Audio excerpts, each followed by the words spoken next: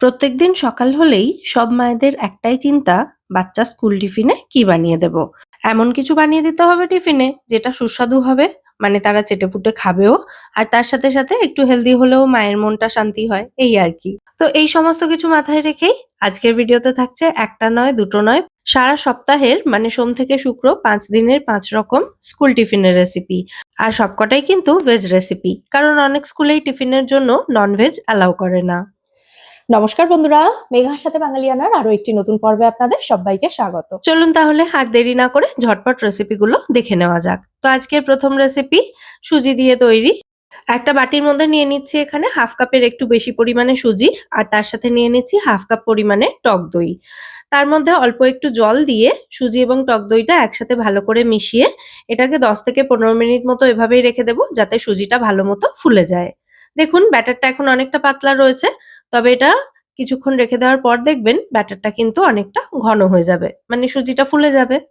এই যে দেখুন ব্যাটারটা কিন্তু আগের থেকে অনেকটাই ঘন হয়ে গেছে। তো এবার এর মধ্যে দিয়ে দিচ্ছি একদম মিহি করে কুচিয়ে রাখা গাজর, তার সাথে নিয়েছি কিছুটা সুইট কর্ন, রয়েছে কিছুটা ক্যাপসিকাম, পেঁয়াজ কুচি, একটু টমেটো কুচি, সামান্য একটু রসুন কুচি, আর একটু মিহি করে কুচোনো আদা, সাথে রয়েছে একটু ধনেপাতা কুচি। এবার এই সমস্ত উপকরণ সুজির ব্যাটারটার মধ্যে ভালো করে মিশিয়ে অল্প একটু জল অ্যাড করলাম এতে। তারপর এর মধ্যে দিয়ে দিচ্ছি স্বাদ অনুযায়ী গোলমরিচ গুঁড়ো, একটু রেড চিলি ফ্লেক্স দিচ্ছি, আর রয়েছে স্বাদ অনুযায়ী নুন মিষ্টি, এবং হাফ টিস্পুনের একটু বেশি বেকিং সোডা বা খাবার সোডা। সমস্ত উপকরণ একসাথে দিয়ে ভালো করে ব্যাটারে মিশিয়ে নিয়েছি। এবার একটা ফ্রাইং প্যান ভালো করে গরম করে তার মধ্যে সামান্য একটু তেল দিয়েছি, 1 টিস্পুনেরও কিন্তু কম তেল রয়েছে। তেলটা গরম হয়ে গেলে এর মধ্যে কিছুটা সর্ষে এবং কুচিয়ে নেওয়া কারি পাতা ফোড়নে দিয়েছি। তারপর ওপর থেকে এই সুজির যে মিশ্রণটা সেটা ঢেলে দিলাম, একটু ছড়িয়ে দিচ্ছি। তারপর ওপর থেকে একটু স্প্রিং অনিয়ন কুচি দিচ্ছি। উপকরণ যা যা হাতের সামনে থাকবে সেগুলো দেবেন, না থাকলে দেওয়ার দরকার নেই। এরপর ফ্রাইং প্যানটাকে ঢাকা দিয়ে এক পিঠ এটাকে 3 থেকে 4 মিনিট করে ফ্রাই করে নিলেই কিন্তু আমাদের দারুণ সুস্বাদু সুজির কেক এখানে এক্কেবারে রেডি হয়ে যাবে। এটা ওল্টানোর জন্য ফ্রাইং প্যান থেকে প্রথমে একটা প্লেটের মধ্যে এটাকে ঢেলে নিয়েছি। তারপর ফ্রাইং প্যানে সামান্য আরো একটু তেল দিয়ে প্লেটটাকে ফ্রাইং প্যানের ওপরে উল্টে দিয়েছি। তাহলেই এটার আরো একটা সাইড ভালো মতো ভাজা হয়ে যাবে। এইভাবে টোটাল 6 থেকে 7 মিনিট সময় নিয়ে আমাদের সুজির কেকটা ভালো করে ভেজে নিয়ে তারপর নামিয়ে নিতে হবে। তারপর এটাকে একটা পিজ্জা কাটারের সাহায্যে 4 টুকরো করে কেটে দিচ্ছি, আপনারা ছুরি দিয়েও কাটতে পারেন। পছন্দ মতো যেকোনো সসের সাথে স্কুল টিফিনে এটা প্যাক করে দিন, বাচ্চারা চেটেপুটে খেয়ে আসবে, এটা কিন্তু আমার গ্যারান্টি। অবশ্যই রেসিপিটা বাড়িতে ট্রাই করবেন। ওই একই সুজির মিশ্রণ দিয়ে আপনারা কিন্তু চাইলে উপমাও তৈরি করে নিতে পারেন। প্রথমে অল্প একটু তেল দিয়ে সর্ষে কারি পাতা ফোড়ন দিয়ে ওই মিশ্রণটা ঢেলে এটাকে ভালো করে এভাবে ঘেঁটে উপমার মতো ফ্রাই করে নেবেন, তাহলেই এটা রেডি হয়ে যাবে। দেখুন হিসেব মতো তাহলে কিন্তু 6টা রেসিপি হয়ে গেল আজকের ভিডিওতে। যাই হোক, এবার চলে যাই পরবর্তী রেসিপিতে। স্কুল টিফিন বানাবো আর সপ্তাহে একদিন পাস্তা হবে না, সেটা তো হতেই পারে না। আমার মেয়ের পাস্তা ভীষণ প্রিয়। তো পাস্তা বানানোর জন্য সবার প্রথমে পাস্তা সেদ্ধ করতে হবে। আর পাস্তা সেদ্ধ করার জন্য আমি এখানে ব্যবহার করছি আগারো রিজেন্সির multi cook electric kettle with steamer. তো কেটেলটাতে প্রথমে পর্যাপ্ত পরিমাণে জল দিয়ে জলটা গরম হতে দেব, এটাকে ঢাকা দিয়ে দিয়েছি।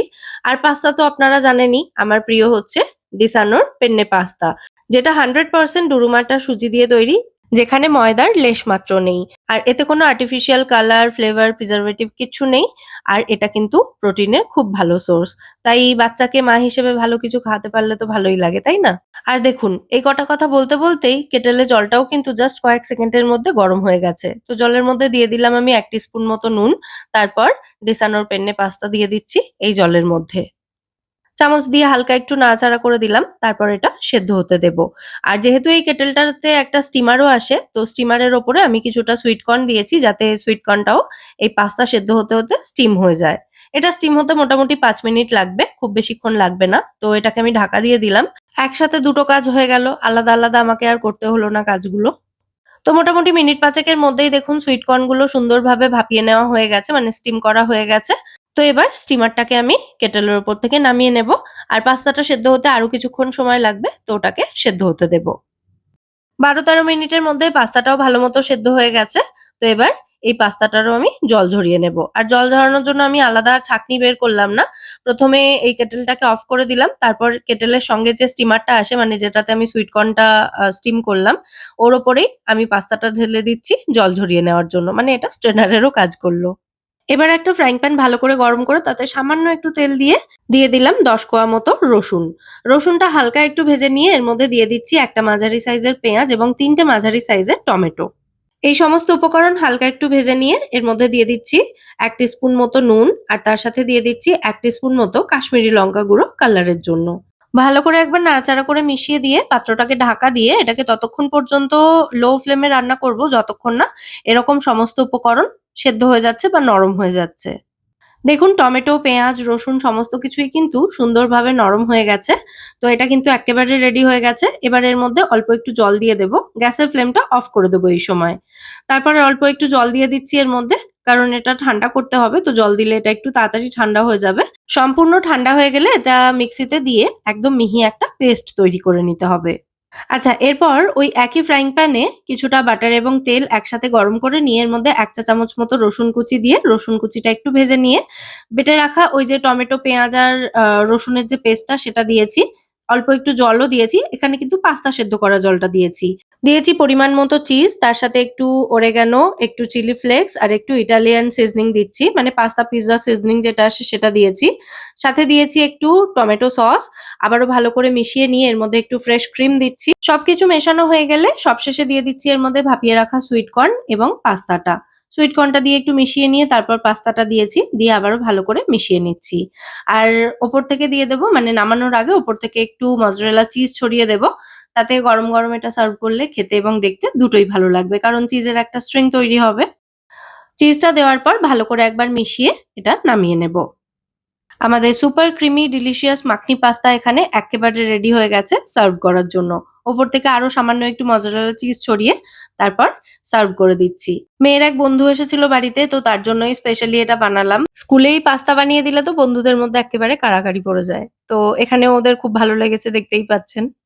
আচ্ছা, দেরি না করে এবার চলে যাচ্ছি আজকের পর্বে ৩ নম্বর রেসিপিতে, যেটা হলো ভেজ পনির রোল। তো প্রথমে পনিরটা কিছু মসলা দিয়ে ম্যারিনেট করে নেব। আমি এখানে নিয়েছি কিছুটা টক দই, তার সাথে স্বাদ অনুযায়ী নুন, লঙ্কা গুঁড়ো, একটু গরম মসলা গুঁড়ো, ১ টিস্পুন মতো আদা রসুন কাঁচা লঙ্কা বাটা এবং সামান্য একটু ভাজা জিরে, মৌরি, শুকনো লঙ্কার গুঁড়ো মানে ভাজা মসলার গুঁড়ো আরকি। তো এই সমস্ত উপকরণ একসাথে দইয়ের সাথে ভালো করে মিশিয়ে নিয়ে এর মধ্যে লম্বা টুকরো করে কেটে রাখা পনিরটা দিয়ে পনিরের মধ্যে সমস্ত মসলা মাখিয়ে এটাকে ১০ থেকে ১৫ মিনিট রেখে দিতে হবে। তারপর পনিরটাকে ফ্রাই করতে হবে। তো ফ্রাইং প্যানে সামান্য একটু তেল দিয়েছি। তারপর এর মধ্যে প্রথমে পনিরের টুকরোগুলো দিলাম এবং কিছুক্ষণ পর এর মধ্যে যে এক্সট্রা ম্যারিনেশন এর মসলাটা রয়েছে সেটা দিয়ে দেব। এবার পাত্রটাকে ঢাকা দিয়ে পনিরটাকে কিছুক্ষণ সময় নিয়ে ভেজে নিতে হবে। যতক্ষণ না মসলাটা শুকিয়ে পনিরের গায়ে সুন্দরভাবে কোট হয়ে যাচ্ছে এরকম, ততক্ষণ পর্যন্ত পনিরটাকে ফ্রাই করেছি আমি। পনিরটা ফ্রাই করা হয়ে গেলে এটাকে নামিয়ে নিচ্ছি একটা অন্য পাত্রে। তারপর ওই একই ফ্রাইং প্যানে আর তেল দিলাম না। এর মধ্যে দিয়ে দিলাম একটু পেঁয়াজ কুচি, তার সাথে ২ রকমের ক্যাপসিকাম কুচি। আপনারা শুধু গ্রিন ক্যাপসিকামই দিতে পারেন। আমি একটু ইয়েলো বেল পেপার দিয়েছি, যেহেতু বাড়িতে ছিল সেই কারণে ব্যবহার করেছি। না থাকলে দেওয়ার দরকার নেই। তো এর মধ্যে একটু নুন এবং গোলমরিচ গুঁড়ো ছিটিয়ে এগুলোকে হালকা একটু নাড়াচাড়া করে নিচ্ছি। একদম নরম করে ফেলবেন না ভাজতে, ভাজতে। জাস্ট কয়েক সেকেন্ডের জন্য একটু নাড়াচাড়া করে নামিয়ে নিতে হবে। যাতে এর কাঁচা ভাবটা চলে যায় এবং এর মধ্যে কিন্তু ক্রাঞ্চটাও থেকে যায়। তো পেঁয়াজ, ক্যাপসিকাম, পনির সবকিছুই ভাজা হয়ে গেছে। তো এই সবকিছুকে একসাথে নামিয়ে নিলাম। এরপর একটা আটার রুটি তৈরি করে নিয়েছি আমি। রুটিটা একদম সিম্পল রুটি, মানে প্রত্যেকদিন আমরা যেমন রুটি খাই সেই রুটি। সেই কারণে রুটি করাটা আর আমি দেখালাম না। এবার এই রুটিটাকে এই ফিলিংটা ভরে রোল তৈরি করে দিতে হবে। চাইলে এর মধ্যে একটু টমেটো সস, একটু রেড চিলি সস মানে যে সস আপনার বাচ্চা খেতে ভালোবাসে সেই সস দিয়ে এটাকে সার্ভ করতে পারেন। আবার চাইলে এর মধ্যে একটু মেয়োনিজ এড করা যেতে পারে। একটু চিপোটলে বা তন্দুরি মেয়ো এড করলে কিন্তু খেতে বেশ ভালো লাগে। তো আমি আজকে কিছুই দিলাম না সেরকম।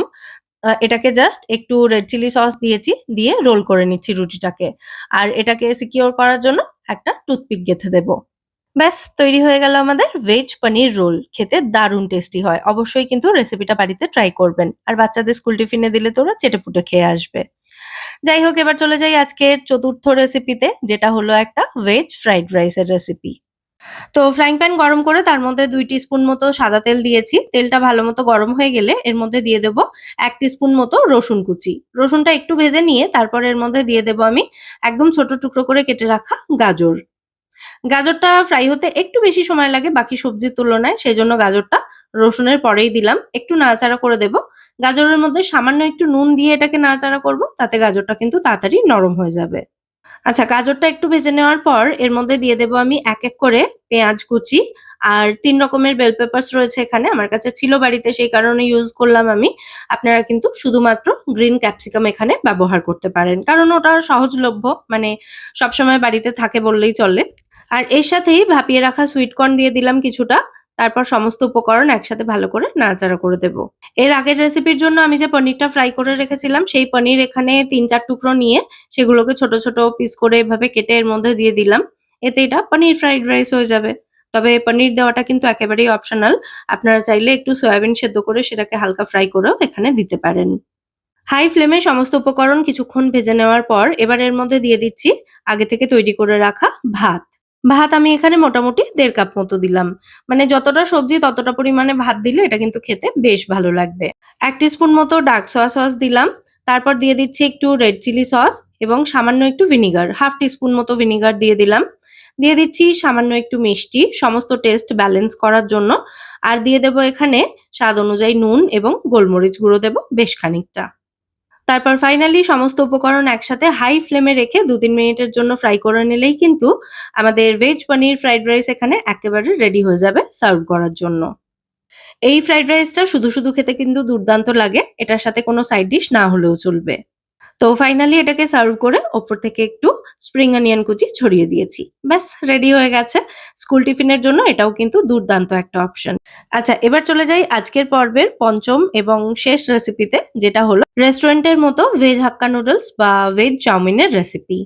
তো ১ম এ চাউমিনটা সেদ্ধ করে নিয়েছি আমি, সেটা আর দেখালাম না।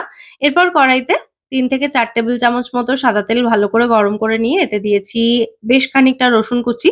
রসুন কুচিটা ভালো করে ফ্রাই করে নিয়ে এর মধ্যে দিয়ে দেব জুলিয়ান করে কেটে রাখা গাজর। গাজরটাকেও হালকা করে একটু ফ্রাই করতে হবে। গাজর যেহেতু ফ্রাই হতে একটু বেশি সময় লাগে বাকি সবজির তুলনায়, সেই কারণে গাজরটা সবার ১ম এ দিয়েছি। দিয়ে একটু নাড়াচাড়া করে ভেজে নিয়ে তারপর এর মধ্যে দিয়ে দেব লম্বা টুকরো করে কেটে রাখা পেঁয়াজ, ৩ রকমের বেল পেপারস আর তার সাথে দিয়ে দেব বাঁধাকপি। ফ্রাইড রাইস হোক বা চাউমিন, এগুলোর কোনো সবজিই কিন্তু খুব বেশিক্ষণ ভাজা চলবে না। কারণ তাতে সবজির ক্রাঞ্চটা নষ্ট হয়ে যাবে এবং খেতে খুব একটা ভালো লাগবে না। তাই ৩০ থেকে ৪০ সেকেন্ডের মতো এগুলোকে একটু নাড়াচাড়া করে ভেজে নিয়ে তারপর এর মধ্যে বাকি উপকরণ দিয়ে দিতে হবে। দিয়ে দিচ্ছি এর মধ্যে স্বাদ অনুযায়ী কাঁচা লঙ্কা কুচি এবং স্বাদ অনুযায়ী নুন। তারপর ভালো করে সমস্ত উপকরণ নাড়াচাড়া করে মিশিয়ে নিয়ে একটু ভেজে নেব। নিয়ে এর মধ্যে দিয়ে দেব সেদ্ধ করে রাখা নুডলস বা চাউমিনটা। এখানে কিন্তু আমি ময়দার চাউমিন ব্যবহার করিনি। এখন তো বাজারে আটা বা সুজির চাউমিন খুব সহজেই পাওয়া যায়। তো আমি এখানে কিন্তু সুজির চাউমিনটা ব্যবহার করেছি আজকে। এরপর এর মধ্যে দিয়ে দেব ১ টিস্পুন মতো ভিনিগার, তার সাথে একটু ডার্ক সয়া সস এবং একটু রেড চিলি সসও দিয়ে দেব। আর অল্প একটু হোয়াইট পেপার পাউডার বা সাদা মরিচের গুঁড়ো দিলাম। আপনারা কিন্তু এখানে কালো গোলমরিচের গুঁড়োও দিতে পারেন। আবারও ভালো করে ভেজে নিচ্ছি। সমস্ত টেস্ট ব্যালেন্স করার জন্য স্বাদ অনুযায়ী সামান্য একটু মিষ্টি দিয়ে দিলাম।